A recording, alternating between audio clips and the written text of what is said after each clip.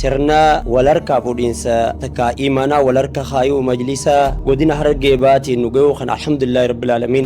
نعم ربي الحمد لله ورقلتن ربي زيادة مائدة ربي كينيا هاغلتومو الحمد لله ثم الحمد لله ملك أنتم الرجرة الحمد لله أما اللي ربي كسنو هاديسو فلنان مجلسة الحمد لله نجاي أنتم رمته بقى قويا خناس وجينا قرره bulchaa keenya gaashee Ibraahimis rabbi bakkaan nu haa gahu. Hanga dindihetti namni amaanaa itti qaxiraa'u qabaa jechuudha. Bulteessoo keenya illee akkasumatti masuuliyyaa rabbi haa gargaaru. أما سنندي بكجر تنتي أمتها أرمى warra wal cinaan dhabamne rabbi nu haa godhu. filannaa tanarratti wareegama barbaachisaa qaamni kafale kabajamoo Dr. Nuraddiin akkasumas Sheekh Shariif Jibroo akkasumas kabajamoo Muhammad Rauf Ahmad ji'a afurii oliif filannoo kana wareegama dheebuu fi beelaa itti kafalanii geggeessan baay'ee naa galatoonfadhaadhaan isiniin jaa. Gargaarsa rabbiitii waan kana fiin xabaafnee jirra. Alhamdulillahi rabbil aalamiin wannoota kana hunda akka fiin xabaafnuuf deeggarsa keessanii fi waa hundaan nu cinaa dhaabbattanii galatoomaa jechuun barbaada.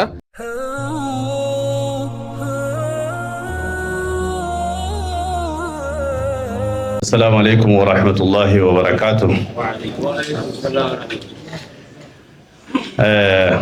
dhiifama wajjin warri sagantaa kabajanii ganamaan bakka tanatti argamtanii baallama rabbiitiis guuttan akka keenyaan teessumti teessan isinirra dheerattee isin miine dhiifama nu godhaadha. Gabaabdumatti akka sagantaa teenyatti seenuudhaaf yaa'ii teenyatan waliigalaa bara jahaffaa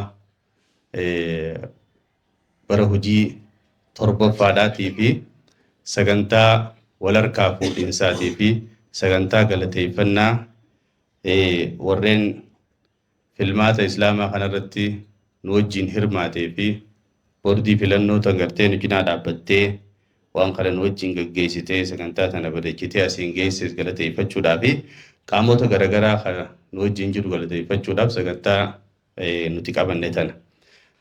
Kanaaf sagantaa teenya banuudhaaf quraanaan kan nuuf بنو أبوليس كينيا رياض عبد الله فليتفضل مشكورا وماجورا.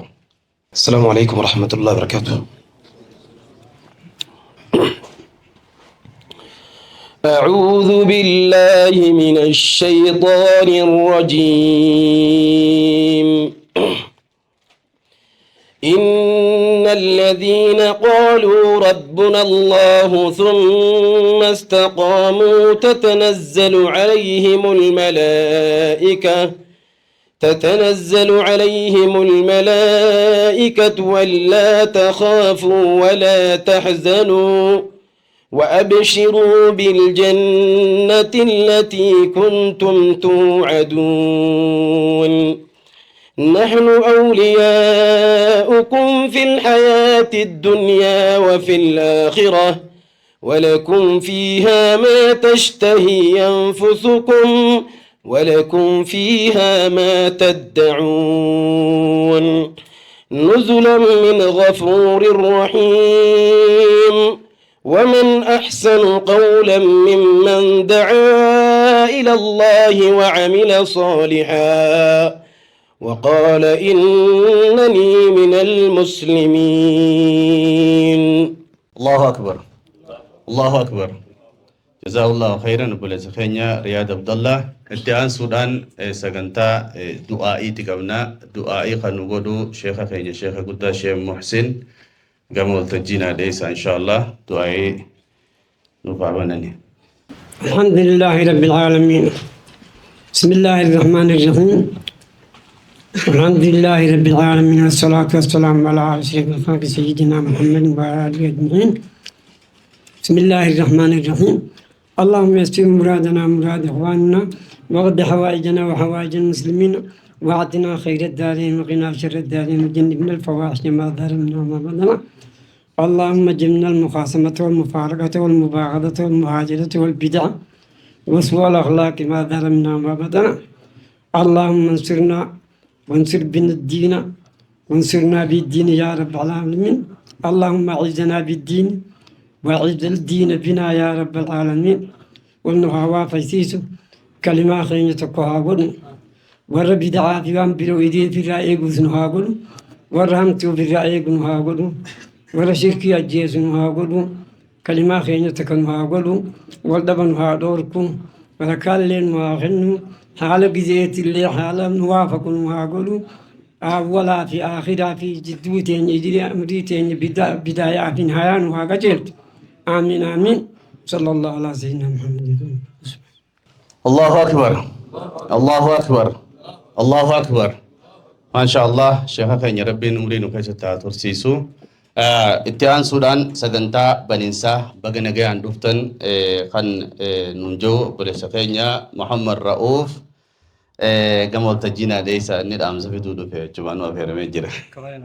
بسم الله الرحمن الرحيم. السلام عليكم ورحمة الله وبركاته.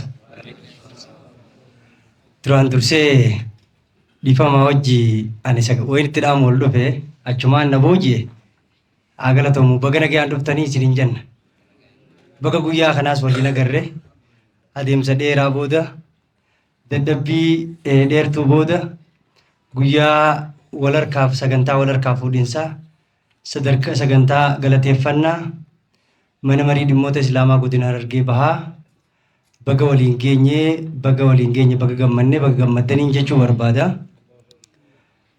هنگنو مجيشو بربادا كاتنكو بوينه جدّو نبوجي ديفا ما يجوا في. الله أكبر. كيسما خبجا وجرا نجينا ودين هررجي بحاترا وبليس كينيا أحمد مختار أحمد نكيست توان الكمانيف إسان جما أرتجينا فيرا إن شاء الله. وري نجينا خن هدو غلطة قدام نبرا كمان أكجاني همن شيخ ما بيخ إفي بوردي تنابيخ وأنا إنسان نجينا رابطة تورنجو. السلام عليكم ورحمة الله وبركاته. ويانا راهم ويا جايباتي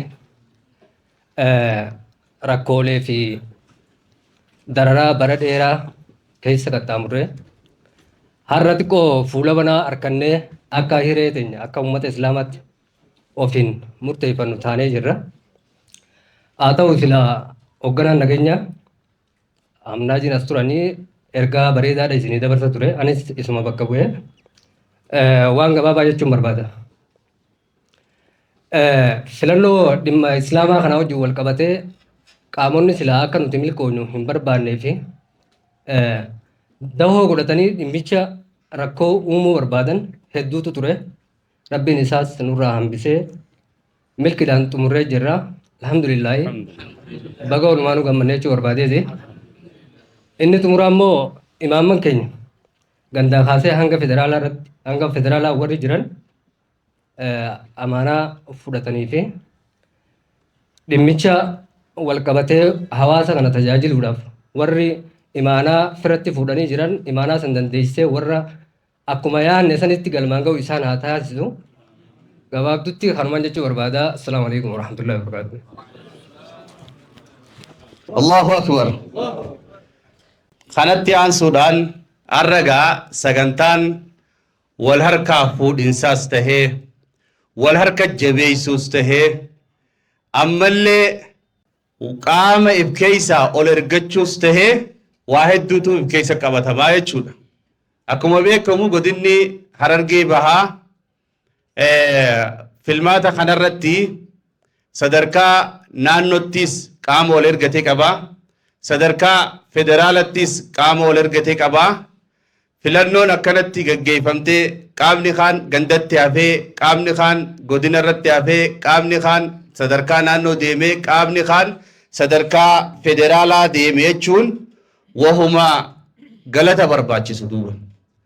Bakki kun hoggaa irra teenye nutti haa mul'achuu dhabduu malee gaafa irran turinii lafa taa'u turre maal akka isiin taate warreenuma gartee ittiin azzabamaa, ittiin doorsifamaa, ittiin dararamaa tureetu qajeellotti beekaa jechuudha. Kanaaf har'a nu harka dhufuuf nuti tajaajiltoota hawaasaa tahuudhaaf ifirraanfannee galatasii akka wallaallee ammaa ammatti laalaa dabre san yaadachaadhaa. Alhamdulillah jaanii rabbiif galata galchaadhaa. Fuuldura hoo eeysaan geenya karamiin geenya eeysatti oofnaan waan yeroo hunda qaadiraa nu bulchitu ta'uu qabdi jechuudha. Haga danda'utti tayriin hanga humna dorrobdi jaanii hanga dandeetti namni amaanaa tana harkaa qabu itti qaadiraa'uu qabaa jechuudha. Sagantaan teenya itti aantu sagantaa warra filataman maalummaa isaanii ibsuudhaati. Warra filataman maalummaa isaanii ibsuudhaati sagantaa qabna. Kana Dr. Nuraddiinitu qaba ture reefu hoggaa wajjin wal mari'annu sagantaa tana atummaan nurraa ibsi qacellotti adda baasi marhalaa gartee warra har'aan tana sadarkarra amaanaa ummataa fuudhe kana siif kannine atummaan ibsii jaadii narraa ni qeebaltani akkasiimi bareeda maasha Allah. Koree godina hojii raawwachiiftoolota keessaa dura bu'aa mana marii dhimmoota islaamummaa godina Harargee bahaa Sheekh Ibrahim Mukhtar Ahmad namoonni beeytanii inni barnoota akaadaamii dippiloomaa qaba. Dippiloomaa ICT dhaan dippiloomaa qaba. Barnoota diin sunanu sittaa hanga beehaaqitti nama barate. Kitaabban nahawiitis nama barate. Kitaabban fiqiitis nama barate. Kitaabban usulul fiqiitis nama barate. Biyya teenya keessattii fi akkasuma biyya alaa Yamanattillee nama barate. Kitaabban aqiidaa nama barate jechuudha. Marhalaan ilmi isaa. Allahu akbar. Isaatu dura bu'aa mana marii dhimmoota islaamummaa godina Harargee bahaa ta'uudhaan nu hoogganuudhaaf baalli fuudhe jechuudha. Itti aansuun Sheekh Umar Ismail Umar. Sheekh Umar Ismail Umar sunanu sittaa hanga beehaaqitti nama barate. Kitaabban nahawiitillee nama barate. Fiqhii fi usulul fiqhillee nama barate. Kitaabban aqiidaatillee nama barate jechuudha. Itti aanaa mana marii dhimmoota islaamummaa godina Harargee bahaa ta'uudhaan kan baalli fuudhe jechuudha. Sadaffaan Sheekha keenya Sheekh Muhammad Saani. Sheekh Muhammad Saani Ali Boru akaadaamiidhaan haga kutaa 10tti nama barate. Kitaaba fiqii hanga minhaajitti nama barate. Akkasuma fanni nahawii hanga alfiyaatitti nama barate. Fanni hadiisaatis sunanu sittaa hanga beehaaqitti nama barate. Barreessaa mana marii dhimma islaama godina Harargee bahaa Sheekh Muhammad Saani Ali Boruuti jechuudha. Itti aansuudhaan Sheekh Ahmad Muhammad.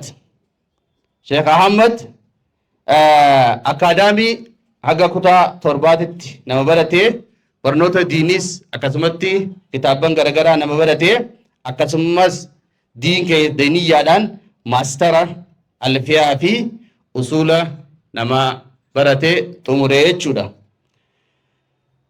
Shanaffaan Mawlud Abdi. Mawlud Abdi akaadaamiidhaan master degree of public health jaaniin degree mastera akkasumas qur'aanaanis haafiza itti gaafatamaa dargaggoota godinaati beeyte qur'aanaanis haafiza kitaabban matnootaatis nama barate fiqihii hanga umdaatitti nama barate jechuudha. Jahaffaan Firoomaa Abdallah. Firoomaa Abdallah injiinera nama waa hunda biirota ija keessaa nu qindeessaa jiru akkasuma kitaabban islaamaatillee nama hordofaa jiru jechuudha. Torbaffaan Umar Ismail Ibrahim jaaniin akaadaamiidhaan digirii human resource bachelor degreedha. Diiniinis hanga kitaabban matnootaatis lallaalee jira. Miilarri biyyarraas deddeebee jira.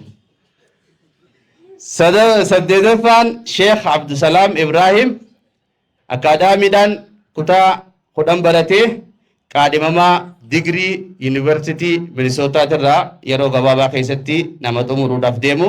Kitaabban nahawiitis baratee sunanu sittaa hanga muwaxxii baratee jira jechuudha.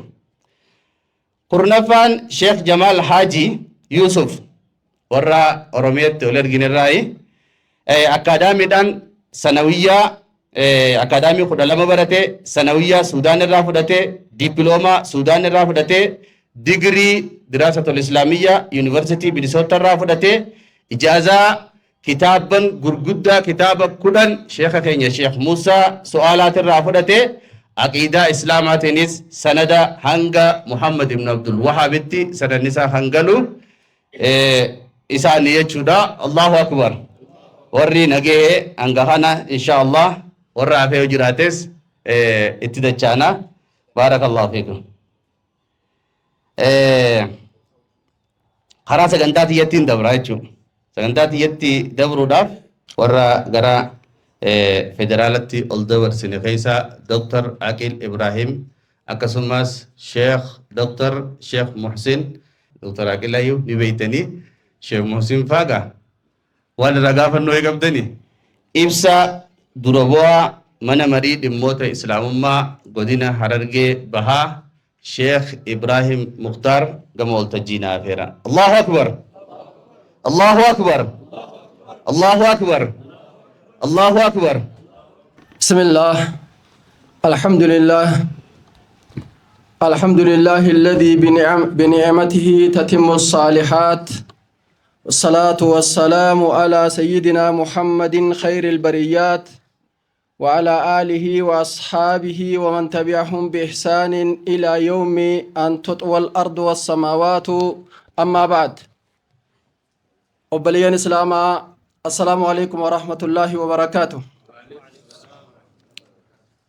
فضيلة الشيخ المشايخ مفتي إثيوبيا مربنا ومربي أبناء المسلمين فضيلة الشيخ موسى حسن أبدي المعروف بالشيخ موسى سؤالة فضيلة الشيخ علي أحمد العلماء في أوروميا المعروف بالشيخ علي فلانة فضيلة الشيخ محسن محمد بابله فضيلة الشيخ عثمان دري معالي الدكتور نور الدين أبدي رئيس لجنة الانتخابات في مجلس الشرق حرر معالي الشيخ شريف جبرو نائب رئيس لجنة الانتخابات في مجلس الشرق حرر معالي السيد محمد رؤوف أحمد رئيس لجنة الشكوى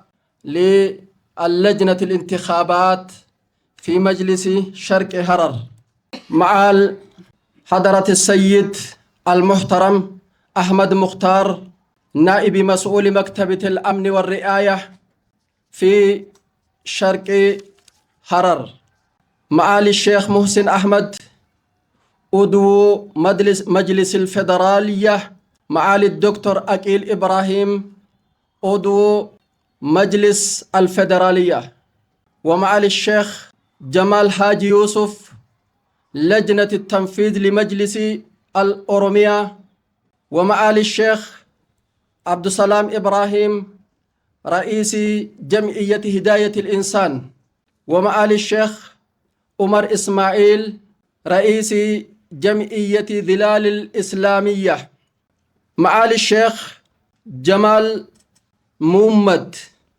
والشيخ أدنان نائب رئيس المجلس الأعلى للشؤون الإسلامية لإقليم حرر الأعضاء المجلس الأعلى للشؤون الإسلامية في المدن والمحافظات في شرق حرر أيها السادات أصحاب الفضيلة والسماحة الذين شاركوا معنا هذه الحفلة الإخوة والأخوات الحضور جميعا السلام عليكم ورحمة الله وبركاته ففي هذا المقام الجليل أقف أمامكم اليوم وقد حملتموني مسؤولية عظيمة بانتخابي رئيسا للمجلس الأعلى للشؤون الإسلامية في شرق حرر تلك الثقة الغالية التي أوليتموني إياها أدوها تاجا على رأسي وأمانة في عنقي وأسأل الله أن يوفقني لحملها بما يرضيه وأن أكون خادما لدين الله عاملا للحق وخادما للعلماء والمسلمين مخلصا للواجب متجردا من كل غرض إلا رضا الله سبحانه وتعالى. أيها الأحبة، أولا الشكر والتقدير. أتوجه بخالص الشكر وعظيم الامتنان لكم جميعا أعداء هذا المجلس الموقر على ما أبديتموه من دعم وثقة، وهذه الثقة لن تكون حافزا للراحة بل دافعا للعمل الدؤوب، فالمسؤولية الملقاة على عاتقه هي تكليف لا تشريف، كما قال عمر بن الخطاب رضي الله عنه حين تولي الخلافة: اللهم إني شديد فليني، وإني ضعيف فقوني، وإني بخيل فسخني. أيها الأحبة، إذم المسؤولية وأمانة التكليف. وما أدراكم مسؤولية التكليف؟ لقد قال الله سبحانه وتعالى في محكم تنزيله: إنا أردنا الأمانة على السماوات والأرض والجبال فأبين أن يحملنها وأشفقن منها وحملها الإنسان إنه كان ظلوما جهولا. إن تولى المسؤوليات في الشأن العام، وخاصة ما يتعلق بشؤون الإسلام والمسلمين، هي من أعظم الأمانات، وهي أمانة لا تترك لصاحبها خيارا في التقصير ولا عذرا في الإهمال، لأن أثرها لا يقتصر على شخص بل يمتد على أمة. أيها الإخوة والأخوات، رؤية المجلس في المرحلة القادمة، إن المجلس الأعلى للشؤون الإسلامية كان ولا يزال حصنا منيعا لحماية ثوابت الدين وترسيخ المناهج الوسطى الذي هو جوهر الإسلام، كما قال الله سبحانه وتعالى: وكذلك جعلناكم أمة وسطا لتكونوا شهداء على الناس. وفي ظل المتغيرات الفكرية والتحديات العولمية والتأثيرات السلبية لبعض الخطابات المتشددة، فإن دورنا اليوم ليس فقط التوعية بل بناء خطاب ديني يستسقي من الكتاب والسنة على فهم سلف الأمة، ويخاطب العقل ويخدم الوطن ويعلي من قيم الراحة والعدل والحوار والانفتاح الوعي. وقد قال صلى الله عليه وسلم: إن الله يحب إذا عمل أحدكم عملا أن يتقنه. أيها الإخوة، أيها الحضور الكرام، ركائز عملنا في هذه المرحلة سنولي بإذن الله اهتماما خاصا بالركائز التالية: الاهتمام بالمدارس الإسلامية، دعمها وتوسيع نطاقها وتطوير مناهجها لتكون منارات للعلم ومصانعا لإعداد جيل يحمل هذا هم الدين والدنيا معا. إحياء حلقات العلمية وتقويتها وتشجيع طلاب العلم والعلماء على مواصلتها وربط الشباب بالعلم الشرعي الأصيل مع التركيز على تعليم القرآن الكريم وتحفيظه. توحيد صفوف المسلمين بالجمع بين كلمتهم وردم هوة الخلاف وسد أبواب الفتن، حتى يكون شرق هررجي مثالا للوحدة والاعتصام بحبل الله المتين. تأهيل العلماء والدعاة وتدريبهم تأهيلا علميا وفكريا يواكب التحديات العصرية. تعزيز دورة المرأة والشباب في عمل الدعوة والفكر. نشر قيم المواطنة الصالحة وربط حب الوطن بالإيمان، كما قال النبي صلى الله عليه وسلم عن مكة: والله إنك لأحب بلاد الله إلي، ونحن أيضا نقول اليوم نحب بلادنا هررجي ثم أوروميا وإثيوبيا. الانفتاح على الحوار الديني الحداري مع المؤسسات الإسلامية والدينية والثقافية، الوقوف ضد أشكال الغلو والتطرف الفكري الذي أساء صورة الإسلام والعلماء وأضر المجتمعاتنا اليوم. العمل الجماعي والشورى. أيها الأحبة والإخوة، اليوم ما أهوجنا إلى الشورى يكون هذا العمل فرديا، لن يكون هذا العمل فرديا بل يكون القرار انفراديا، بل هو عمل مؤسسي جماعي نتشاور فيه ونتناصح ونختلف بمحبة، كما قال الله سبحانه وتعالى: وشاورهم في الأمر فإذا عزمت فتوكل على الله. وكما جاء في الحديث أيضا: الدين النصيحة. خامسا، الوحدة والفرصة التاريخية. إننا اليوم في شرق هررجة أمام فرصة تاريخية لتعزيز وحدتنا ورعاية شؤون ديننا وترسيخ مناهج الوسطية والاعتدال الذي هو صمام الأمان لأمتنا. ولكن وليكن هذا المجلس منبرا للحق وصوتا للوحدة ووسيلة لنشر العلم وحسنا يحمي عقيدتنا من الانحراف وشبابنا من الضياع ومجتمعاتنا من الفتن والفرقة. ختاما، أيها الأحبة، نحمد الله جل وعلا أن ييسر لنا هذه الانتخابات المباركة، ونسأله أن يجعلنا خطوة في طريق الخير والهدى. ولا أنسى أن أتوجه بالشكر الجزيل إلى القائمين عليها ومشايخنا وإلى حكومتنا ورجال أمننا الذين وقفوا جنبنا في الانتخابات، وإلى أمتنا الكريمة التي أدركت قيمتها، يعني قيمة الانتخابات، وأقبلت عليها بوعي.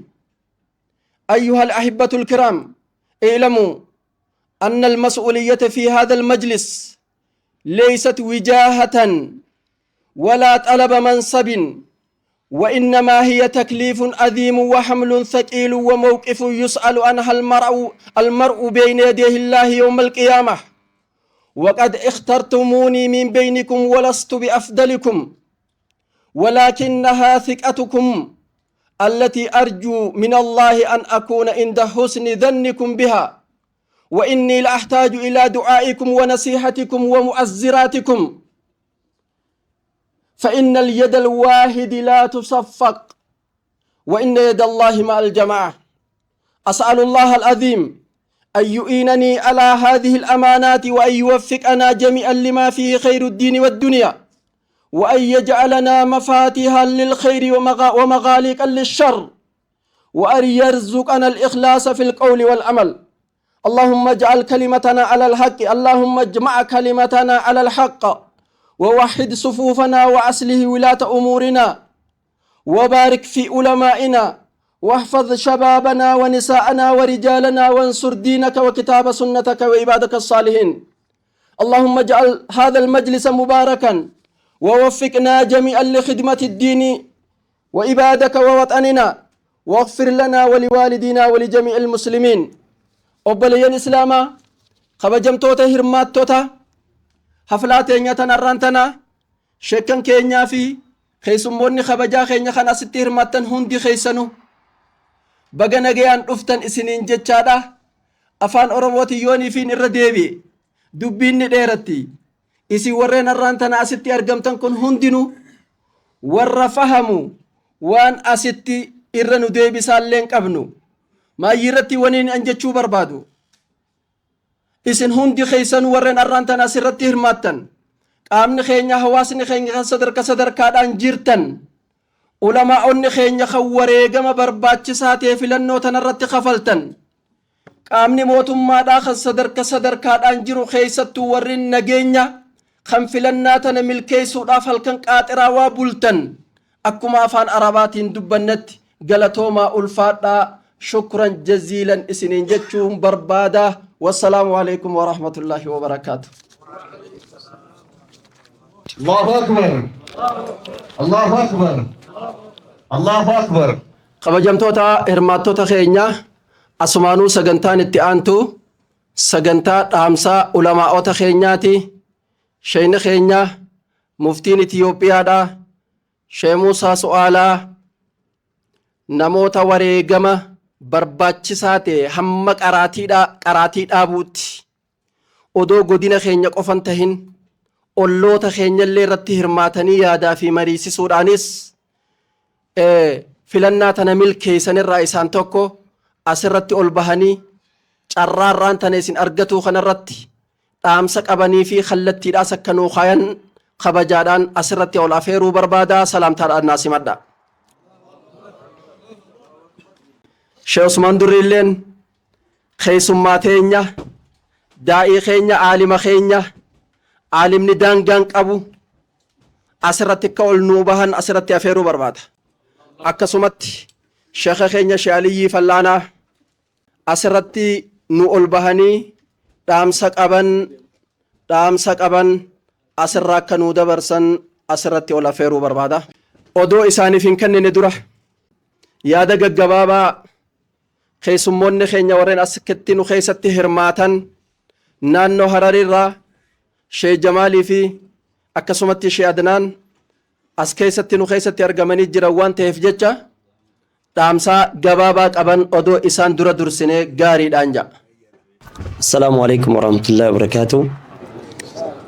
الحمد لله نحمده ونستعينه ونستغفره ونعوذ بالله من شرور أنفسنا ومن سيئات أعمالنا.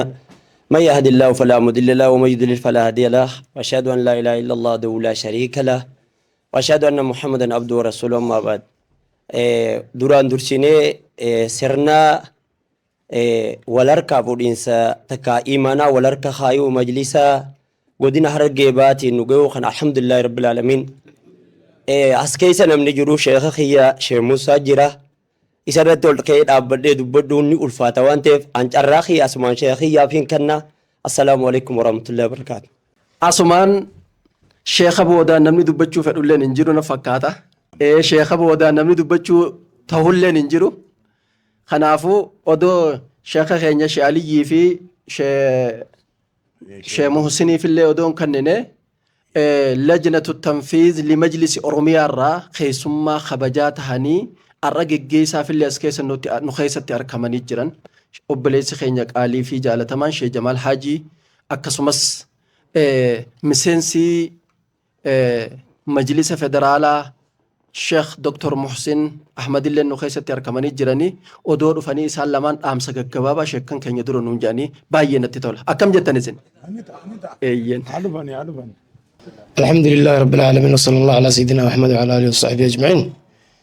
واني يروق بابدو تنا خيستي في رامنو تن اسم كوان كمنه وبليان كان يانا رغدا چمو جتور رغدا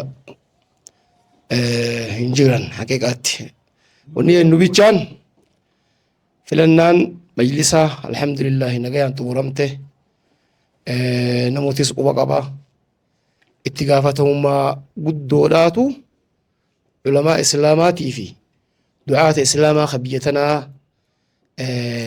إرى خريج الحقيقات اتقافتهما قم ربي اتقافتهما حواس إسلاما درتي مالف حواس إسلاما خني تاريخ بيتين تنخيستي ها علماء دعاة فلتا متلين هاجمتو duraani juhudii isaaniitii fi taattaaffii isaan godhaniini hawaasni islaamaa if dura kaa'ee jira durmaanuu.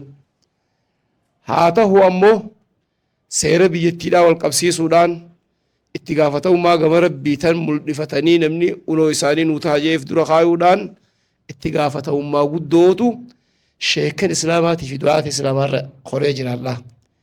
Hawaasni islaamaa if dura kaayuudhaan seera san qabsiisuudhaan mootummaan filannaa san itti kannitee filadhaa jettee hawaasa islaamaati filannaa kannitee hawaasni islaamaa sun filachuudhaan biyya teenya tana keessa amantiin islaamaa waa hoddutti ajamti waa khaasatan akka Harargee bahaatti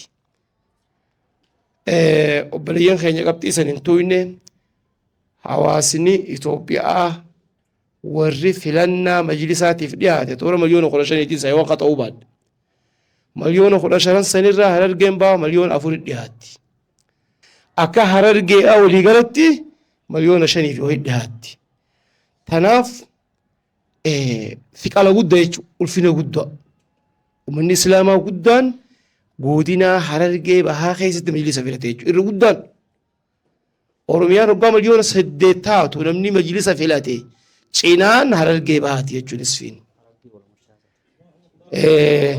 cinaan Harargee bahaati amma Harargee bahaa keessirra tanaaf obboleeyyan keenya dirqama guddaadhaatu nurra jira akka rabbiitti ilaallus dirqama guddaa nurra jira akka hawaasa keenyaattis dirqama guddaa nurra jira wahuma walitti dhufnee akkanatti wal gammachiifnee makarafoonaan haasoofnee adda yaanu bichaa miti amaama masuuliyaa rabbiitii sirra jira rabbiin nu gaafachuuf ta'a qabxii tana qaceellotti qalbii keessa galfannee itti gaafatamummaa rabbiitii jechaa beeynee itti gaafatamummaan duraanuu dura jirti beeka odoo namni nun filatinii duraahu latubayyinunnahu jee rabbiin dirqama duraanuu sirra kaaye deebitee firra gajjabeeysiti waan firratti gajjabeeysite sun akkasitti taa'eef quba qabaannu wanni biraa taniin dhaamu taniin irra haasa'uus taniin beeku hin jirtu sheekan keenya gurguddaa irraa inshaallah dhaamsa dhageeffannaa assalaamu alaikum warahmatullahi wabarakaatuh بسم الله الرحمن الرحيم السلام عليكم ورحمة الله وبركاته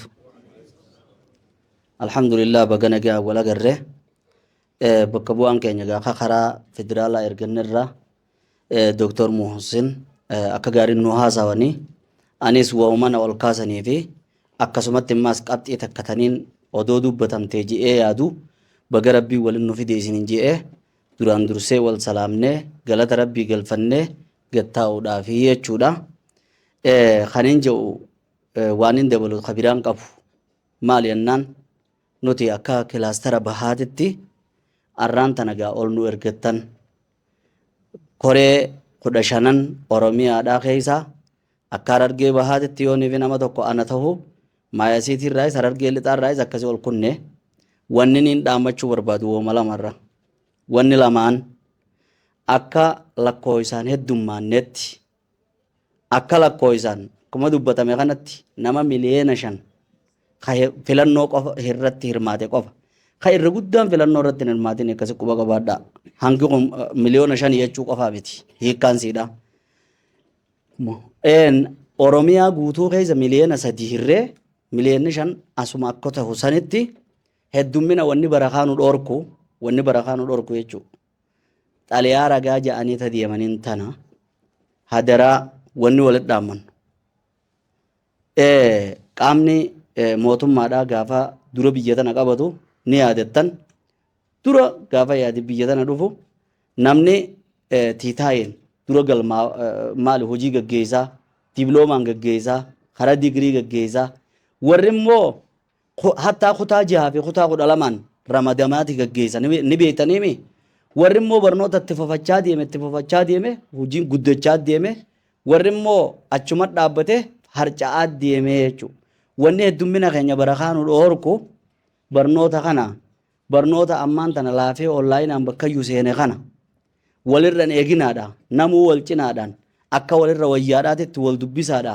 Duris qaariyaa teenyeetuma gargaarsumaan qaraane malee namni ifiin qareen jiru kadadhabe namaan gargaarsifadhaa nama akka beeytanitti tokkoffaa asiin barakadhaa jechuudhaan barbaade akka qabxii lamaan dubbadhaan jee.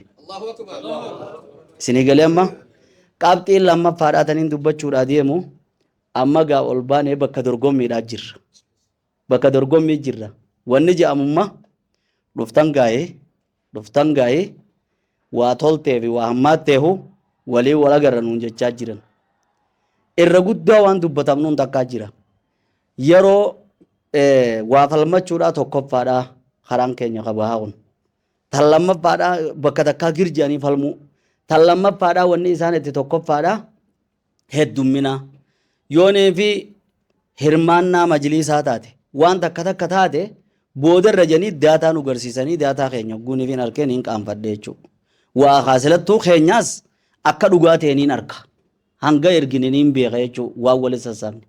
Kaachiigaa wayiree wal mari'atee namni kun kijibaan wayirra idaa aree akkuma keenya ergine kaayaa miti yeroon harke akkasii marhalaan dabarte sadarkaan dabarte tana waa bahara seentanii waa gartee waan gaariidha dhuftanii fi kaaniihu waa hawaasa keessan ka if booda irraa gammaddanii fi irraa rifattaniihu amma wala garra jedhanii fatanaa tana akka waliin koffifne mirga keenya kan achi oliif falmuu barbaachisu keessatti yoonii fi booda aanne xiilaan ubbutuun isini.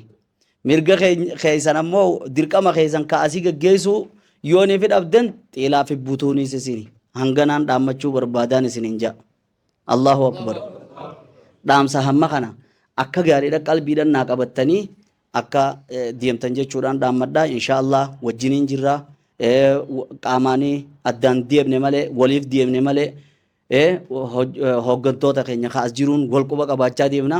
Takkitti tana taniin irran kunne immoo waanin dur naan ifin tan naa iftelleen hedduun jirti. Namoonni biraa hattaa nama ergatu kanarra wal dhaba. Keessan kukkutu cunumaan jaha. Laakiin ammoo afaan tokko qabna. Gaggeessu filannoo teenya tadhiyoo irrattis afaan tokko. Abbaa keenya eega sheekennee itti hidhanne yeroo inni waladdaalleen je wajji waladdaalleen hin jenne takka aamiinuma jalaa inni malee akkasumaami ammallee rabbi akkasin nu haa dhiisu garaagarummaan asitti akka waan waliin feenee fakkaata malee waan nama boonsu ni jirti waliin tokko jechuun san ni jirti akka ija hamaadhaas rabbi isinirraa haa qabu akkatti fuftan jechuudhaan barbaada. Assalaamu alaikum warahmatullahi wabarakaatu. Salbiyyaata qofan dubbatanii fi ijaabiyyaata ammas keessa buuse. بسم الله الرحمن الرحيم الحمد لله رب العالمين اللهم صل على محمد وعلى اله وصحبه اجمعين اما بعد السلام عليكم ورحمه الله وبركاته الحمد لله يا رب ياسين نجه غافت راك ايتن وقال بول اصلالونو صدى دايكا اما سنبيل خوتيك من ببريدا خنا غيث نتيسي اما سلاغا هدامي في مخجل النباس نيني وهاسوي نامتي خاسي خنا صدى جاب dhiiroo kama jechaa dubbachuu jirra amma asiin nu gahe gaahi amma bulchaa keenya Sheekh Ibraahimis rabbi bakkaan nu haa gahu as biraas nu haa hojiisu rabbi asiin nu gahe gaahi faayidaa samaraa isaatiin nu haa agarsiisu lama dagaa filamuu sakanaafis gaagarta guddaa rabbii keenyaaf galfannaa alhamdulillah jecha filamuunis waa naman dhibdu nuti gaafilamiinis haaraa nu dhufe baranaa beeytaa xaxalee filamanii nu dhufe ta'asii duraa garree tanas gaa rabbi nu haa agarsiisu takka isin taateeti mee bakkaanis rabbi nu haa gahuu jechaatuma sheekninis gaa eega rabbi kursii tanarra naqaayee asii rabbi gannan baasin jechuu miti bakka keeysarraa dhufne san yaadachaatuma kanuu isin irraanfanne onni sadhaamannu ambiraatii miti laannuti ol kutee sakka eega ol kunne gaawili gannun deebisin hin jenne akka nun irraanfanne hanquma san ilaal bakka dur irraas dhufne sanka ni beeytaniimi buruuris ni nyaanna goraas nyaanne xaayisii cufa nyaachaati hadaami jala teenye qarsaa faa shayni fan hadaami jala ta'e firaasha minnaaf darbee lafa ta'a shayni ajaa'ibaati san keessa kunne arma geenye gaamma tanaas kan irraanfanne sanii yaadachaatuma إن شاء الله يا رب بكان سني هاجي وهم ترى بسن الرهاقبو أبا شيء موسى يا رب نخيسها هاترسيسو هم ترى بنو الرهاقة ورا رافع جتمنو هاقو لو خدام سبا كانجي هاقو إسان اللي كسمنو هاقو هم ترى بالرهاقة وسبحان ربك في تقاوه شيخ خينيا عالم خينيا شيخ قدا شيخ علي فلانا عمري ربي نهاد رئيسو علماء تخينيا يسمان هنقفيه هندو نخيس التهاب برخيسو أسمان غاغرا شيخ شيخ محسن محمد تدبر سنمي دام سقبابا كنوف كنا نسانيس بسم الله الرحمن الرحيم الحمد لله وحده والصلاة والسلام على من لا نبي بعده أما بعد ربنا رمان وي الحمد لله ميجتشو قمنا الحمد لله جاء الحمد لله أما اللي إداء الحمد لله أما اللي نو إداء الحمد لله شكري صار ورق جبيتن وهاقولوا شكري تملي شكري زيادة ديمتن وهاقولوا وان بيرو وان جنن قمنو تنا ربي نرد حديثو بكت اللي نران دابين علمان وهادم إلى أما ما لا نهاية اللي جنة الدنيا نهاية مقبدي قلنو هاوفو من قدو سينيني ندرد تابلتو أكسيم موسى خنفعات من قدو إفدرت كينو نتلي جلمون هاوفو هواز خينيا بالموت خينيا إدري أما ولا ما قبام دي هواز خينيا يعني نتنما وأنا ما تعني إدري ربي نما نوها قدو نما دوغانو ها قدو بلتي سو خينيا اللي أكزمت دي مسؤولية ربي ها غرغارو نتلي مبرر غرغارو ها قدو تبقى وننين جو تبيران جرتو نمجوكو خيسما بولي واللي كغاري تبولجاني غندخنا ربي هامل كي تخيدنا زكنت بلتي بلو زكنا درني نتاو جيجي أكتب الجوانون أقر إفلامو في ديما بيتا أمة غين خان هواتا علماء إلهان ورقو دينا درتي أكان جلا ديمي عمال لي أمنا دران جلا ديم أمتاو ونينا إلى أمدو قمخ شيخا دامني فتاني إسني وني دامنو ديرا نما ديرون ساجان أكلمة أبال هنديرو موجان على ولين ديرو من جان غنداغا ديرو مني نما غند في غيثا ديرو ميتو على اللي ديرو ما ديرا غونا أمة خينيا خندرتي سوخنا يا لما يتين هرر جيبها ديرا غونا تنا دابنا وأنا واجي إسان تتككنا جرجران غونا دبين غونو تنا دابنا نجالنا دعاء غونا في والسلام عليكم ورحمة الله وبركاته. شيخ خينيا أبا خينيا شيخ محسن محمد عمري ربي نوفاد رئيسو akkasumatti bakka isaaniitti gadina simadhaa sheekha bakka isaaniitti gannaa deebisa. Itti aansuudhaan odoo sheekha keenya muftii Itiyoophiyaa Sheek Muusatti hin dabarsineen duratti Sheek Usmaan Durriitii fi Sheek Mahdii Aliyyii asirratti ol bahanii dhaamsa gabaabaa isinii qabanii fi nuu qabanii fi du'aa isa akka nuu godhan asirratti ol afeeruu barbaanna. بسم الله الرحمن الرحيم الحمد لله رب العالمين والصلاة والسلام على من أرسله الله ورحمة للعالمين نبينا محمد وعلى آله وصحبه أجمعين أما بعد السلام عليكم ورحمة الله وبركاته وهند درا ربي إنها قالتهم الحمد لله ثم الحمد لله ربي سبحانه وتعالى لئن شكرتم لأزيدنكم ولئن كفرتم إن عذابي لشديد جي bakka kana gahuudhaaf ulamaa teenya gurguddaa warra addunyaa irraa galan kakka sheeka keenya muftii keenya Sheek Aadam Tuulaa rabbi jannata rabbi haa kennuufi taariika guddaa sila taariikni naman dagatu akkuma haasawana duratti sheekottiin hedduu haasawanii amaana Sheek Ibraahim waa hedduudha haasanii haasawanii akkuma haasan san أبي بكرين رضوان الله تعالى عليه قويا خليف ما فوده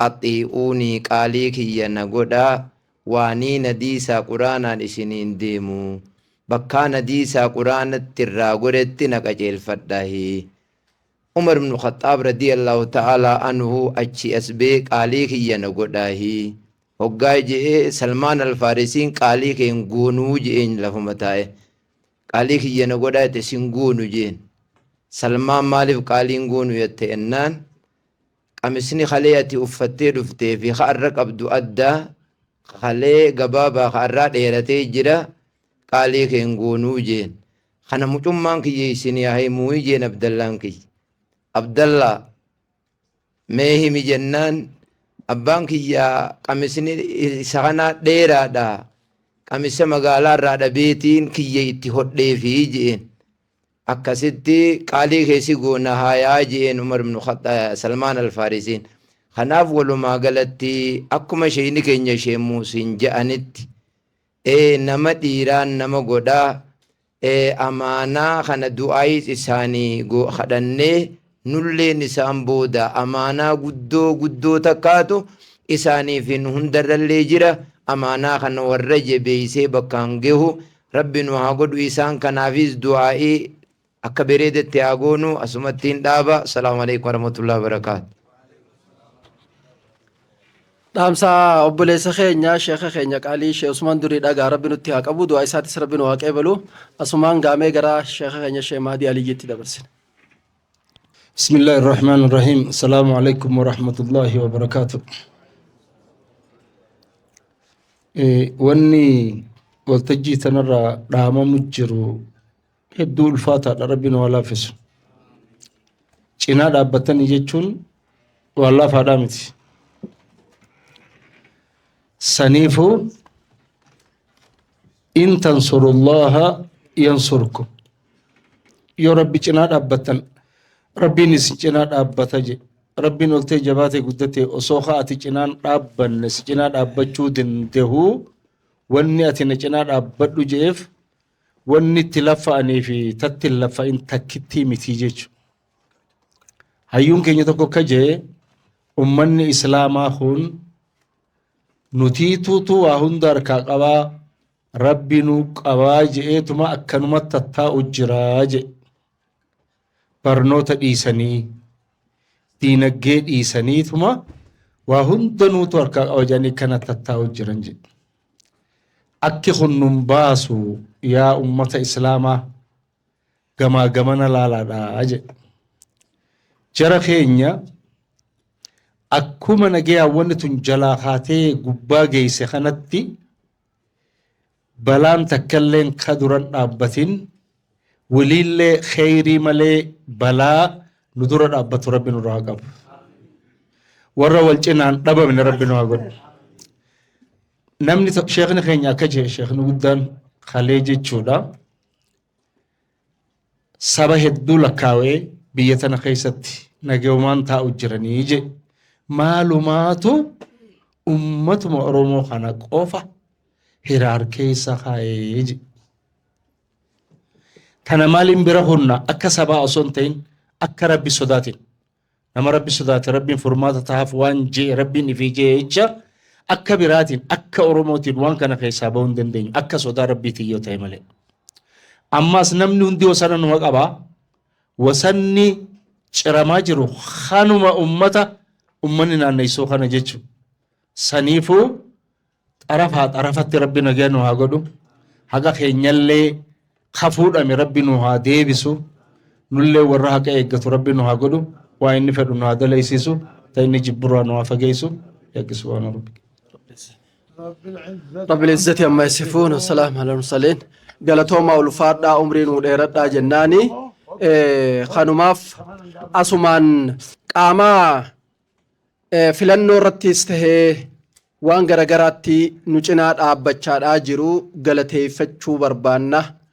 Isa tokkoffaa irratti warreen filannaa irrattis hoggansa irrattis qaceelfama nuu kennuudhaa fi nu hordofanii nu to'atanii nu bobbaasanii nu galchuu irrattis gahee ol aanaa qaban sheekota keenya waalaa raasiim shee Muusaa rabbiin umrii nu keessatti haa dheeressu baay'ee galatoomaadha jennaan ulamaa'ota keenya hundaanu. Akkasumas filannaa tanarratti wareegama barbaachisaa qaamni kafale warra mircaa boordiidha. Sadarkaa olitti hin beeknu nuti godina keenyarraa gakkaafne kabajamoo Dr. Nuraddiin Abdii Hassanii fi akkasumas Sheekh Shariif Jibroo kabajamoo Muhammad Ra'uuf Ahmad wareegama barbaachisaa ta'e kafalanii filannoon tun baajeta akka hin qabne isinis ni hubattanii qaamni hundinuu ni hubata.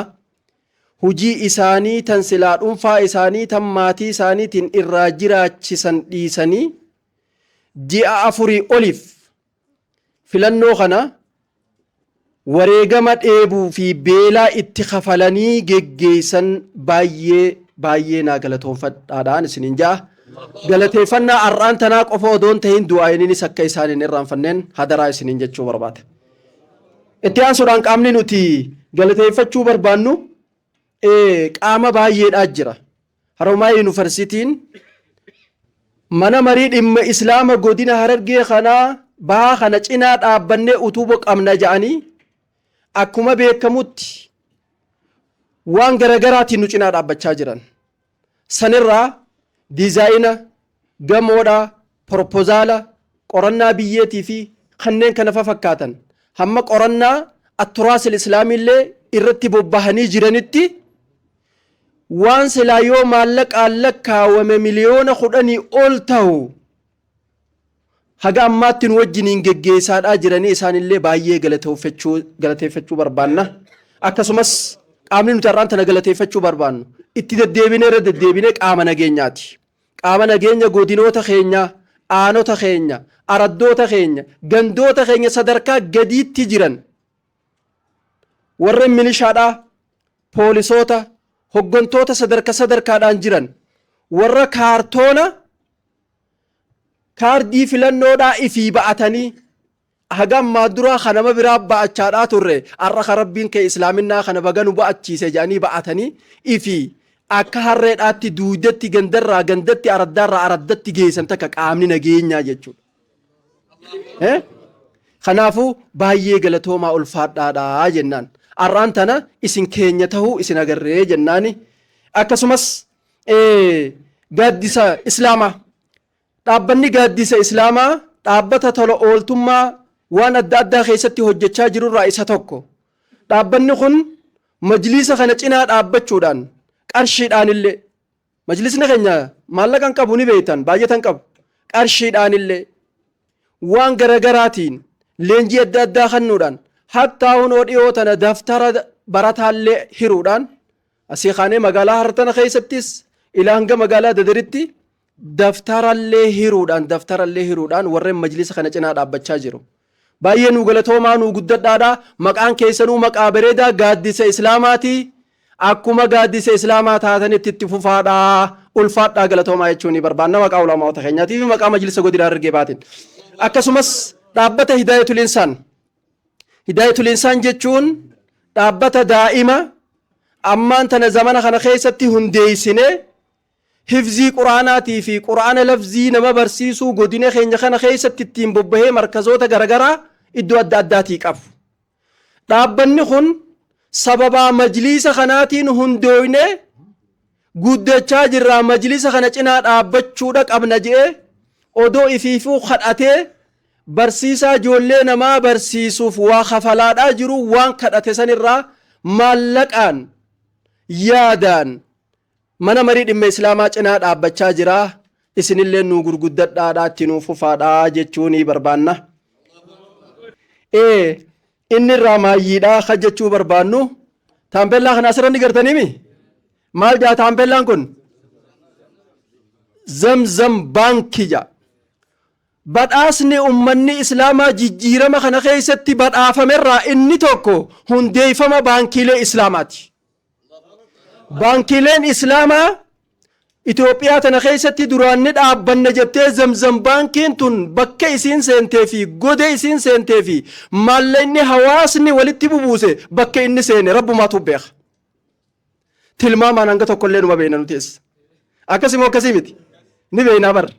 Nama inni wiskii obaasaa turees numa beeknaa bara. Nama inni hiisisee cafaysiisaa turees ni beeknaa bara. Maallaqnummaan keenya kan sababaa baankii zamzam kanaan walitti qabame.